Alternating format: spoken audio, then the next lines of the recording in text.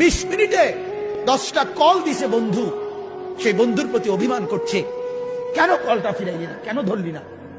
আমার মালিক যদি বলে শনিবার থেকে আজকের বৃহস্পতিবার পর্যন্ত এত বড় মাইক দিয়া শুধু এক মসজিদে না, চতুর্দিক থেকে একসাথে আমি আমার আজানের আওয়াজ শুনাইছি, বান্দা কেন আমি একটা সেজদা পেলাম না। আরে বাপ, জানোস না বাপ কি পরিমাণ কষ্ট পাবি বাপ।